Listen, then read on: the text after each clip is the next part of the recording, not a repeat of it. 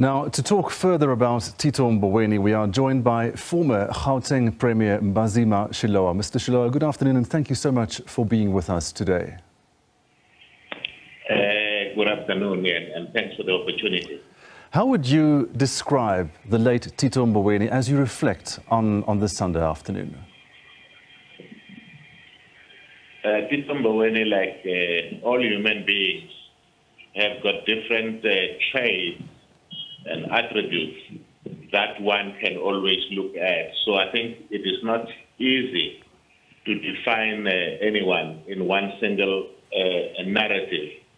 It's true, as many would say, he was a revolutionary, someone who sacrificed his life in his own country and go abroad, leaving Bankuna High, and to fight for the liberation.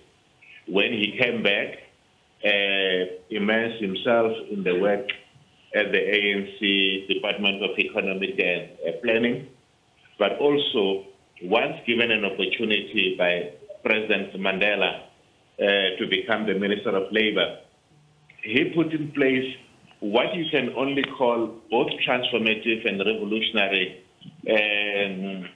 labor laws, which up to today remains strong and relevant, and I'm sure many workers for many years to come will enjoy them.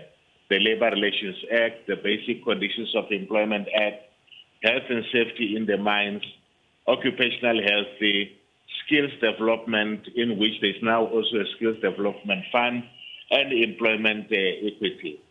At the same time, as Minister of Finance, or more as the head of the Reserve Bank, it was at the time when you needed to make some stabilization, of which you would have done well. Some of us may have disagreed with him in how he stuck steadfastly to inflation targeting. But I always held the view that that is not his position as governor. The government decide on what needs to be done. And finally, Tito was one of those people who, chose to live amongst his own people. It may not be that in Zanin he was in a village, but he was always closer to the area of Zanin, was always at his own village, otherwise known as Bordeaux. And he was a man of great integrity. But finally, to also say that, Tito didn't suffer fools easily. So, he wouldn't dismiss anyone, but he would engage. But unless you convince him, he would not switch over to your side.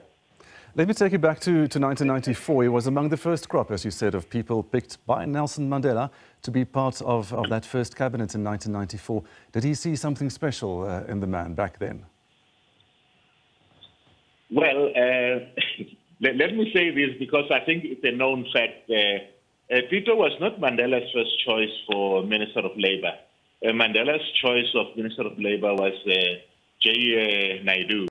In a consultation that we had with myself and John Gomomo, and later on a telephone call with President Mandela, we said to him, no, we would prefer that J. Naidu rather be a minister in the presidency without portfolio responsible for the RDP, but that would suggest Tito Mboweni as a minister of Labour.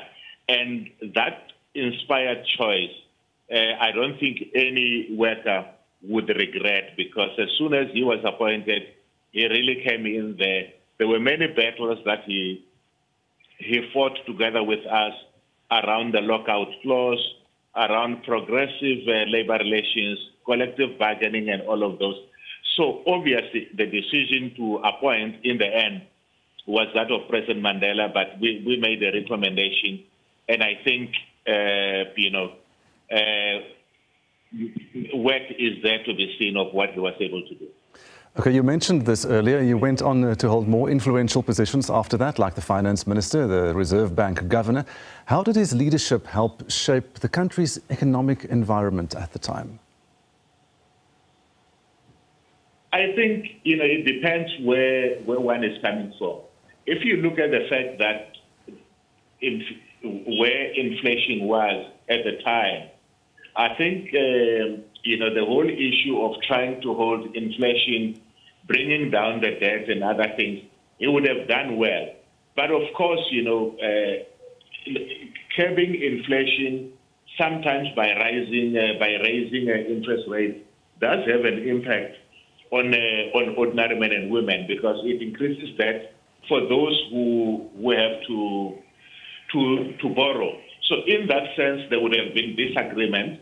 There would also have been disagreement in that the whole issue of the dogged focus on the macroeconomic policy at the time, without any changes, even as circumstances showed some of it were not working, was something which, from a worker point of view, we felt something better could have been done.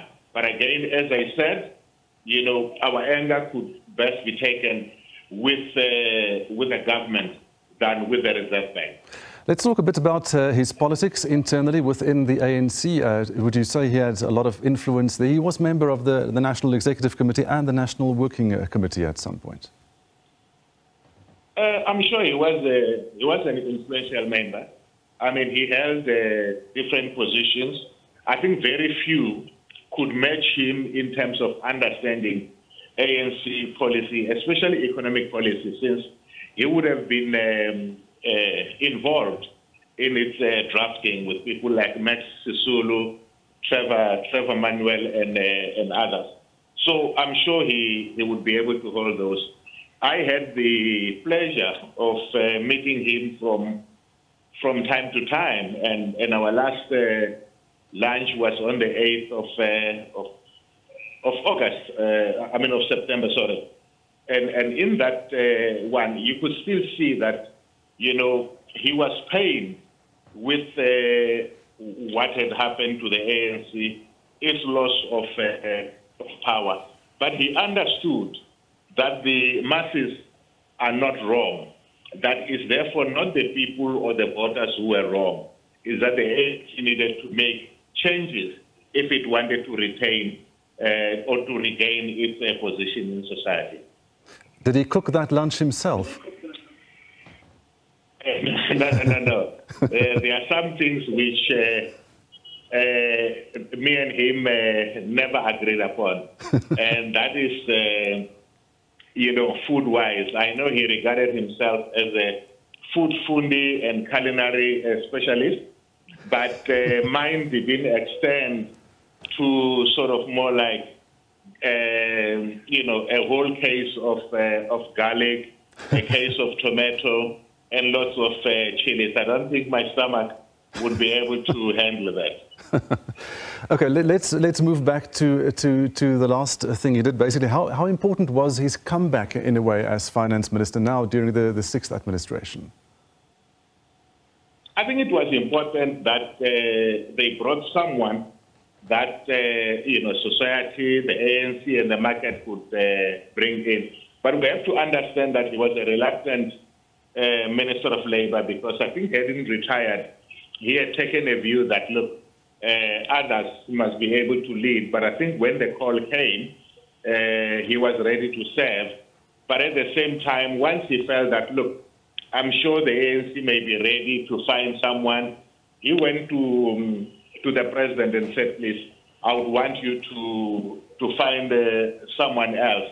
But he didn't just leave, because, and I know in discussion I had with him, that even though he had a discussion with the president 9 months earlier, the president had said, look, wait until I am ready. And he didn't say to the president, well, I'm leaving next week. He stayed on until the president said, look, I think I now have found someone, and then we'll be able to work and move forward. So it was important. It was at the time of COVID. You needed someone, that could come in there. And when he came back, he raised issues that he had also been raising when he was in retirement. The issue of a state bank, I think, is something that he believed in, and I hope that people continue to look at things like that. And yeah, and so I think, you know, it was a life well lived, short-lived as it is, but we don't live forever. What is important is that you leave a legacy behind, and I've got no doubt that while some may disagree, in the main, he left a great legacy in our country. Okay, thank you so much for joining us here this afternoon. That was the former Gauteng Premier, Mbhazima Shilowa.